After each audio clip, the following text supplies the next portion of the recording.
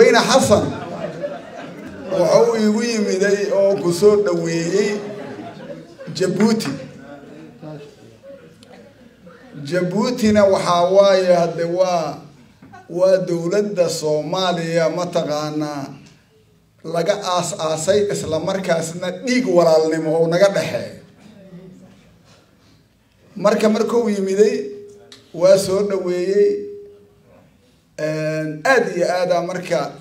madaxweyne Ismaaciil Cumar Geelle oo ugu sameeyay munaasabad aan waligeer la arag oo taariikhiya oo bilad dalkaas ugu sareysa afarta laga saaro lagu soo dhaweeyay marka madaxweynihii markaan gaar u arka hada meeshaas yimaad moogta ana maamulka leh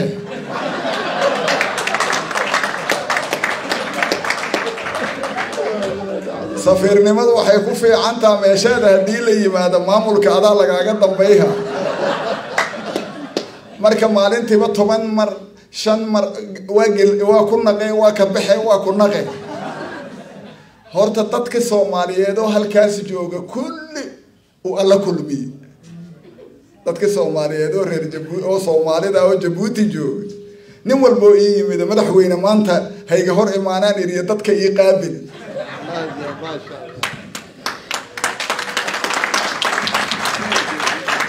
markaas wuxuu yiri waa ku qaabilahay qofkii meeqa daqiiqo u leeyahay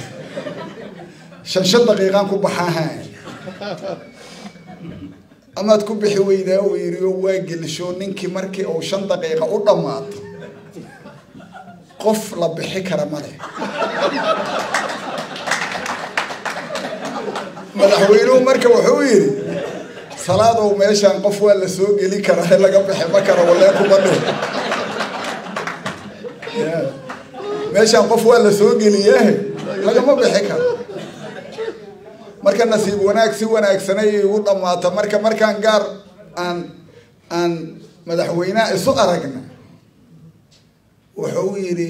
si Soomaalinimo aan u wada shaqeyno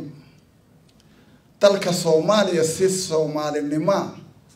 ayaan kugu ogahay yiri anigana waxaad igu ogtahay yiri Soomaaliya midnimadeeda iyo karaamadeeda inaanan waxba ka hagarsan on dadka Soomaalida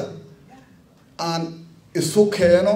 on isu soo aroorino on Soomaalinimo ku shaqeyno on cid walba geedkeena ugu tagno saasaad igu ogtahay adigana waxa dalkan u keeni karto oo haba yaraatay aad qaba karto oo binaad u tahay dalka maadaama aad safiir tahay waxa laga rabaa waxa aad dalka ku keeni karto inaad jirisood keento taas marka waxay gelisay diilo marka hadda waxa la naqdaan rabaa marka mar walbo meel tago ilaa walay idmee hadii lagu idmo moogtayna wax ka tawaaye marka madaxweyne Xasan Sheekh marka fariintaasan Soomaaliya uga wadaaho wuxuu niyad wanaag ayuu muujiyay marka waa sigi yiri hade Soomaaliya wada heshiisa Soomaali heshiisa adduunkana la heshiisa ayaa loo baahan yahay marka waxaan kaliya aan anaku diraaca anigoo madaxweynahayga ku kala soo ilaahayna la heshiisa